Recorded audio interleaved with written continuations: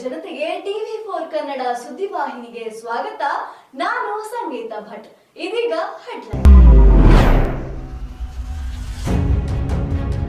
ವಾಲ್ಮೀಕಿ ಜಯಂತಿ ಅಂಗವಾಗಿ ಸುರಪುರದಲ್ಲಿ ನಡೆಯಿತು ಪೂರ್ವಭಾವಿ ಸಭೆ.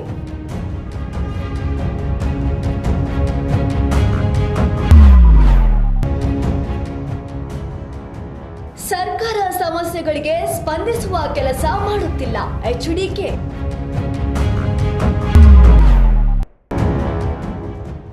ಮುಮ್ತಾಜ್ ಅಲಿ ಅವರ ಕಾರು ಕೂಳೂರು ಬ್ರಿಡ್ಜ್ ಬಳಿ ಪತ್ತೆ.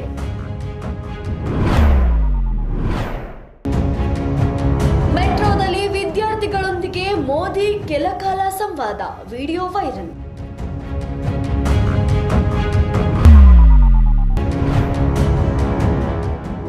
ಕೆಆರ್ ಮಾರುಕಟ್ಟೆ ಮಳೆಗೆ ಕೆರೆಯಂತಾದ ಮಾರ್ಕೆಟ್.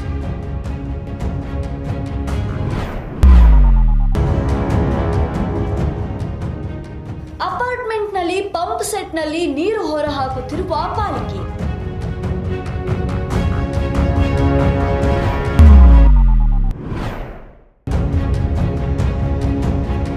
ದ್ವೀಪದಂತಾಗಿರುವ ರಸ್ತೆಗಳು ಆಮ್ ಆದ್ಮಿ ಪಕ್ಷದ ಆರೋಪ.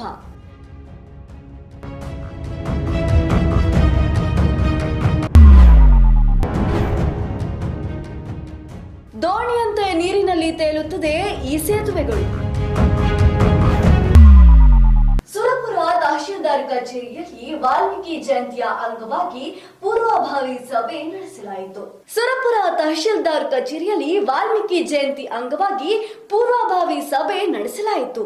ಈ ಸಂದರ್ಭದಲ್ಲಿ ಮಾತನಾಡಿದ ತಹಶೀಲ್ದಾರ್, ಎಲ್ಲ ಇಲಾಖೆಯ ಅಧಿಕಾರಿಗಳು ವಾಲ್ಮೀಕಿ ಜಯಂತಿಯಂದು ಕಡ್ಡಾಯವಾಗಿ ಭಾಗವಹಿಸಬೇಕು, ಇಲ್ಲದಿದ್ದರೆ ಕಾನೂನು ಕ್ರಮ ಕೈಗೊಳ್ಳುತ್ತೇನೆ ಎಂದು ಎಚ್ಚರಿಕೆ ನೀಡಿದರು. ಅಲ್ಲದೆ ನಗರದ ವಾಲ್ಮೀಕಿ ಚೌಕ್ನಿಂದ ಮೆರವಣಿಗೆಗೆ ಚಾಲನೆ ನೀಡಲಾಗಿದೆ. ಕನ್ನಡ ಮತ್ತು ಸಂಸ್ಕೃತಿ ಇಲಾಖೆಯ ಕಲಾವಿದರು, ವಿವಿಧ ಕಲಾ ತಂಡಗಳು ಭಾಗವಹಿಸುತ್ತವೆ. ದರ್ಬಾರ್ ರಸ್ತೆ, ಗಾಂಧಿ ಚೌಕ್ ಮಾರ್ಗವಾಗಿ ತಹಶೀಲ್ದಾರ್ ಕಚೇರಿ ತಲುಪಿ ನಂತರ ತಾಲೂಕಾ ಆಡಳಿತ ವತಿಯಿಂದ ಕಾರ್ಯಕ್ರಮ ನಡೆಯುತ್ತದೆ. ಈ ಸಭೆಯಲ್ಲಿ ಇಒ ಬಸವರಾಜ್ ಸಜ್ಜನ, ಸಿಪಿಐ ವಾಗಮೂಡೆ, ನಗರಸಭೆ ಕಮಿಷನರ್ ಕೆ ಜೀವನಕುಮಾರ್ ಇನ್ನಿತರರು ಅಧಿಕಾರಿಗಳು ಹಾಜರಿದ್ದರು. ಈ ಸಭೆಯಲ್ಲಿ ವಾಲ್ಮೀಕಿ ಸಮಾಜದ ಅಧ್ಯಕ್ಷ ಶ್ರೀ ಭೀಮನಗೌಡ ಹೇಮನೂರು, ಶಿವರಾಜ್ ಬೊಮ್ಮನಹಳ್ಳಿ, ರಮೇಶ್ ದೊರೆ, ವೆಂಕಟೇಶ್ ಬೇಟೆಗಾರ, ರಂಗನಾಥ್ ಲಕ್ಷ್ಮೀಪುರ, ನಾಗರಾಜ್ ಪ್ಯಾಪಲೆ ಮುಂತಾದವರು ಭಾಗವಹಿಸಿ ಅದ್ದೂರಿಯಾಗಿ ಕಾರ್ಯಕ್ರಮ ನಡೆಸಲು ಮನವಿ ಮಾಡಿದರು. ಸರ್ಕಾರ ಜನರ ಸಮಸ್ಯೆಗಳಿಗೆ ಸ್ಪಂದಿಸುತ್ತಿಲ್ಲ ಎಂದು ಮಾಧ್ಯಮದವರ ಮುಂದೆ ಎಚ್.ಡಿ. ಕುಮಾರಸ್ವಾಮಿ ಹೇಳಿಕೆಯೊಂದನ್ನು ನೀಡಿದ್ದಾರೆ. ಈ ಸರ್ಕಾರ ಜನರ ಸಮಸ್ಯೆಗಳಿಗೆ ಸ್ಪಂದಿಸುವ ಕೆಲಸ ಮಾಡುತ್ತಿಲ್ಲ. ಎಲ್ಲಾ ವಿಚಾರಗಳಲ್ಲೂ ಸರ್ಕಾರ ವಿಫಲವಾಗಿದೆ. ಮಳೆಯಿಂದಾಗಿ ಹಲವು ಮನೆಗಳು ಜಲಾವೃತಗೊಂಡಿವೆ.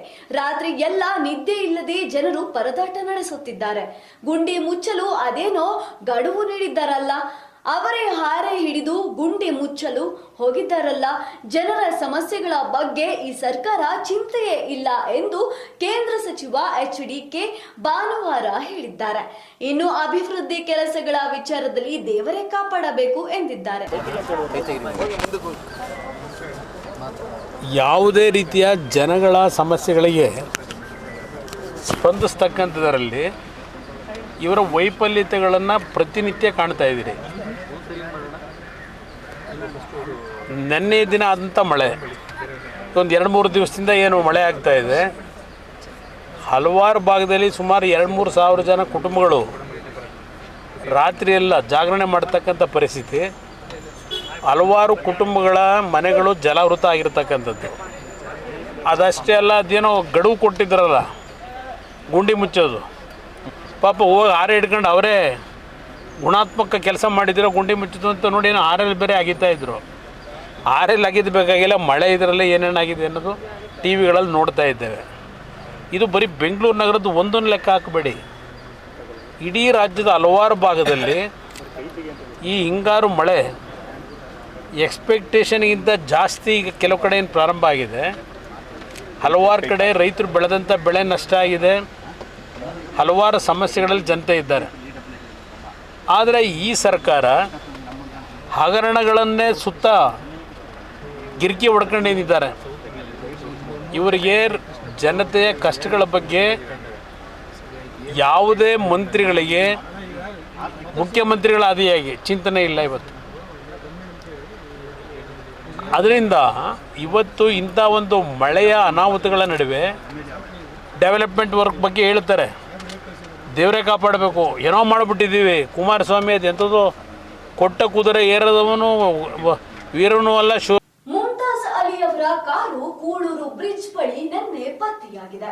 ಮಾಜಿ ಶಾಸಕ ಮೊಯ್ದೀನ್ ಬಾವಾ ಮತ್ತು ಕುಟುಂಬಸ್ಥರು ಸ್ಥಳಕ್ಕೆ ಭೇಟಿ ನೀಡಿದ್ದಾರೆ.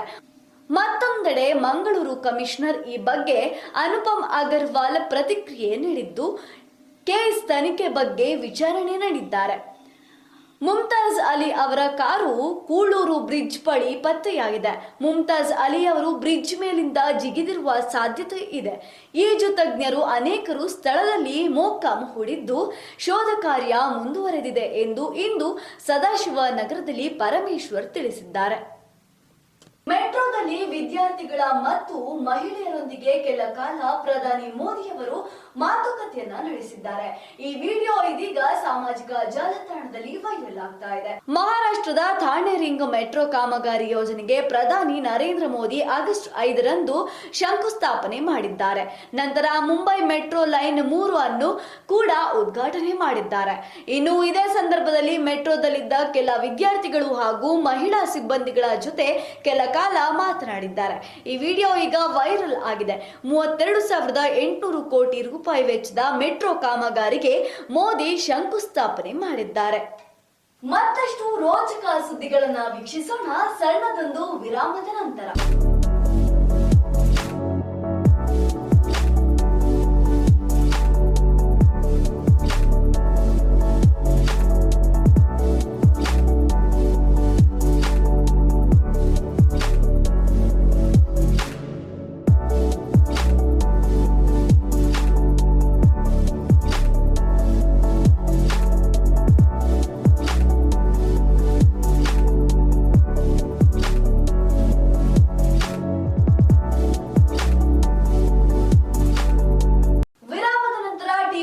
ಕನ್ನಡ ಸುದ್ದಿವಾಹಿನಿಗೆ ಮತ್ತೆ ಸ್ವಾಗತ. ಬೆಂಗಳೂರಿನಲ್ಲಿ ನಿನ್ನೆ ಸುರಿದ ಭಾರಿ ಮಳೆಗೆ ಕೆಆರ್ ಪುರಂನ ಮಾರುಕಟ್ಟೆ ಇದೀಗ ಕೆರೆಯಂತಾಗಿದೆ. ಸಿಲಿಕಾನ್ ಸಿಟಿಯಲ್ಲಿ ನಿನ್ನೆ ರಾತ್ರಿ ಸುರಿದ ಭಾರಿ ಮಳೆಗೆ ನಗರದ ಕೆಆರ್ ಮಾರುಕಟ್ಟೆ ಕೆರೆಯಂತಾಗಿದೆ. ಇನ್ನು ಮಳೆಗೆ ತರಕಾರಿ ಹೂಗಳು ಕೊಚ್ಚಿಕೊಂಡು ಹೋಗಿದ್ದು ರೈತರು ಪರದಾಟ ನಡೆಸುತ್ತಿದ್ದಾರೆ. ಪ್ರತಿ ಬಾರಿ ಮಳೆ ಬಂದ್ರೆ ಇದೇ ಸಮಸ್ಯೆ ಆಗುತ್ತೆ ಅಂತ ಬಿಬಿಎಂಪಿ ವಿರುದ್ಧ ವ್ಯಾಪಾರಸ್ಥರು ಆಕ್ರೋಶ ವ್ಯಕ್ತ ಮಾಡಿದ್ದಾರೆ. ಇದರ ಮಧ್ಯೆ ವಾಹನ ಸವಾರರು ಪರದಾಟ ನಡೆಸಿದ್ದಾರೆ.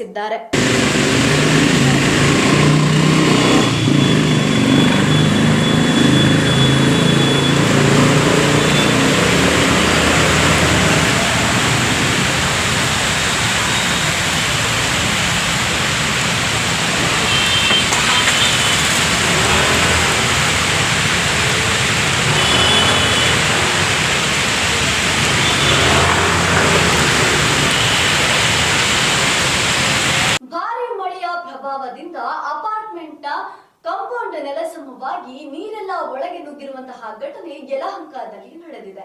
ನಿನ್ನೆ ಯಲಹಂಕ ವಲಯದ ಕೇಂದ್ರೀಯ ವಿಹಾರ ಅಪಾರ್ಟ್ಮೆಂಟ್ನ ಸುಮಾರು 50 ಅಡಿ ಕಾಂಪೌಂಡ್ ಗೋಡೆ ಕುಸಿದು ಬಿದ್ದಿರುವ ಕಾರಣ ಯಲಹಂಕ ಕೆರೆ ಹಾಗೂ ಅಪಾರ್ಟ್ಮೆಂಟ್ ಮಧ್ಯೆ ಇರುವ ಖಾಲಿ ಜಾಗದಲ್ಲಿ ನಿಂತಿದ್ದ ನೀರು ಏಕಾಏಕಿ ಅಪಾರ್ಟ್ಮೆಂಟ್ ಒಳಗೆ ನುಗ್ಗಿದೆ.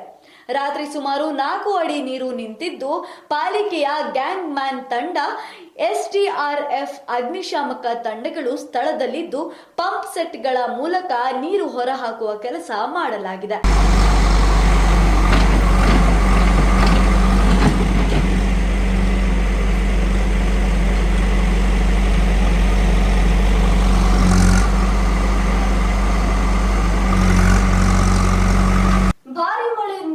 ಮಹದೇವಪುರದ ರಸ್ತೆಗಳು ದ್ವೀಪದಂತಾಗಿದೆ ಎಂದು ಆಮ್ ಆದ್ಮಿ ಪಕ್ಷದ ಕಾರ್ಯಕರ್ತರು ವ್ಯಾಪಕ ಆಕ್ರೋಶವನ್ನ ಹೊರಹಾಕಿದ್ದಾರೆ.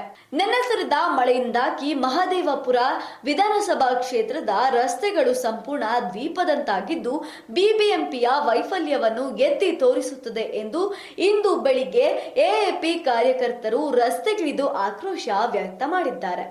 ಎಎಪಿ ಬೆಂಗಳೂರು ನಗರದ ಸಂಘಟನಾ ಕಾರ್ಯದರ್ಶಿ ಅಶೋಕ್ ಮೃತ್ಯುಂಜಯ ಮಾತನಾಡಿ, ಸಾವಿರಾರು ಕೋಟಿ ತೆರಿಗೆ ನೀಡುವ ಮಹದೇವಪುರದ ವಲಯದ ರಸ್ತೆಗಳು ಸಣ್ಣ ಸಣ್ಣ ಮಳೆ ಬಂದಾಗಲೂ ಸಹ ಪ್ರತಿ ಬಾರಿಯೂ ಇದೇ ರೀತಿ ದ್ವೀಪದಂತಾಗುತ್ತದೆ ಎಂದು ಆಕ್ರೋಶ ವ್ಯಕ್ತ ಹಾಕಿದ್ದಾರೆ.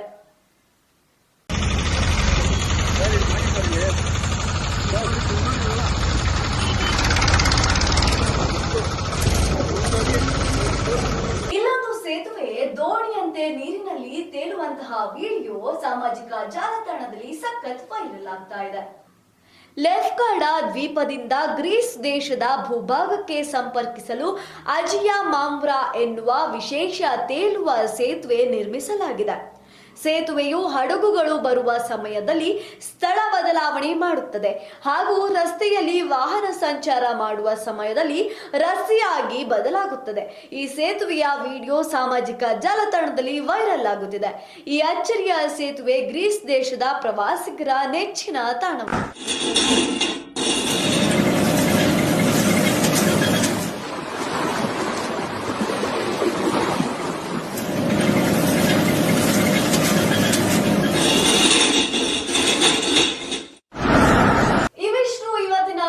ಸುದ್ದಿಗಳು ನಿತ್ಯ ನಿಜ ನಿರಂತರ ಸುದ್ದಿ ಹಾಗೂ ಮನೋರಂಜನೆಗೆ ವೀಕ್ಷಿಸಿ TV4 ಕನ್ನಡ ಸುದ್ದಿವಾಹಿನಿ. ನಾನು ಸಂಗೀತಾ ಭಟ್.